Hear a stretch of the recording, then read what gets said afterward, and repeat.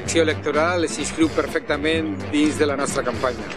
És una acció electoral de recollir directament l'expressió, els problemes, els interessos de tots i sobretot dels estudiants. Volem en este grafiti parlar d'un puzzle, el puzzle que s'inscriu d'una universitat que té 3 campus, 3 realitats, 3 missions, com és el de la bona docència, la bona investigació i la bona transferència de coneixement.